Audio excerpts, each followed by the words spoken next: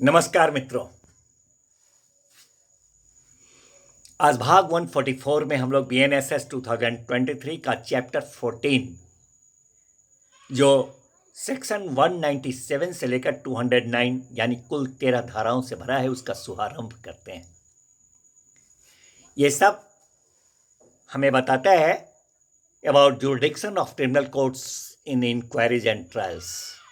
जांचों और विचारणों में दांडिक न्यायालयों के जो अधिकारिता है उसके संदर्भ में ये चैप्टर का हर सेक्शन हमें उसी से जुड़ा हुआ है, वो हमें बताता है। इस अनुक्रम में आज सर्वप्रथम हम चर्चा करें सेक्शन 197 BNSS 2023 का। Section 197 BNSS 2023 says us about ordinary place of inquiries and trials। जांचों और विचारणों का मामूली स्थान के संदर्भ में ये सेक्शन बताता है। सेक्शन कहता है कि मामूली तौर पर जिस स्थान में अपराध घटित होता है वह स्थान जिस न्यायालय के स्थानीय अधिकारिता के तहत आता है उस न्यायालय के द्वारा उस अपराध का जांच अथवा विचारण किया जाता है। अर्थात प्रत्येक अपराध का जांच और विचारण मामूली तौर पर ऐसे न्यायालय के द्वारा किया जाता है जिस न्यायालय के स्थानीय अधिकारिता के भीतर इस तरह का कोई अपराध घटित होता है। मित्रों, दूसरा सेक्शन है सेक्शन 198 BNSS 2023। ये तो था ordinary place of inquiries and trials. अब सेक्शन 198 BNSS 2023 जो है वो हमें बताता है place of inquiry and trial,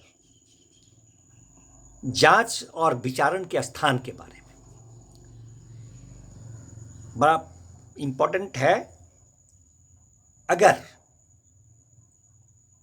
कोई अपराध है घटित होता है और उसका क्षेत्र अनिश्चित है कि किस क्षेत्र में वह घटित हुआ है, कई क्षेत्रों में से किस क्षेत्र में वह अपराध घटित हुआ है, ये बात की अनिश्चितता है, तो वहां वैसे में से किसी भी एक क्षेत्र जो न्यायालय के स्थानीय अधिकारिता में आते हैं उस न्यायालय के द्वारा उस अपराध का जांच अथवा विचारण किया जाएगा।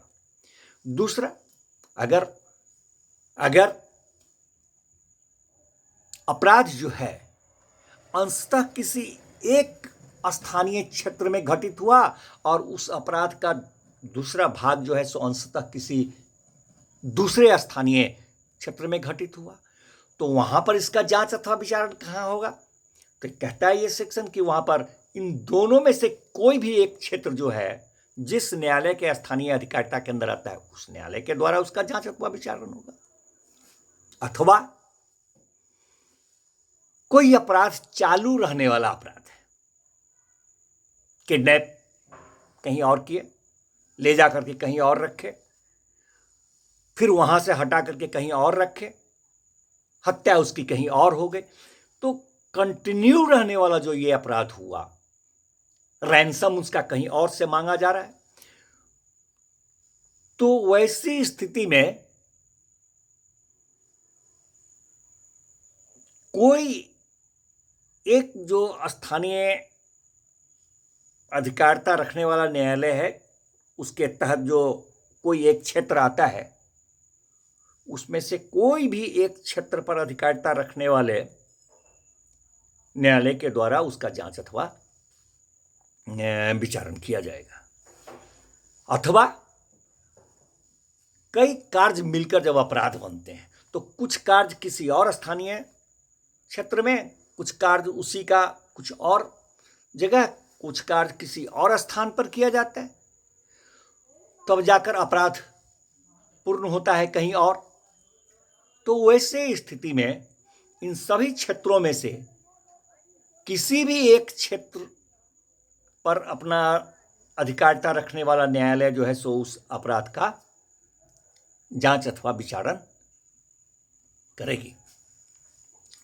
मित्रों, मुख्यतः ये सेक्शन यही बताया हम लोगों को कि ऐसे अपराध का जिसका ऊपर हम लोगों ने वर्णन किया का जांच अथवा विचारण जो है वैसे न्यायालय के द्वारा किया जा सकता है।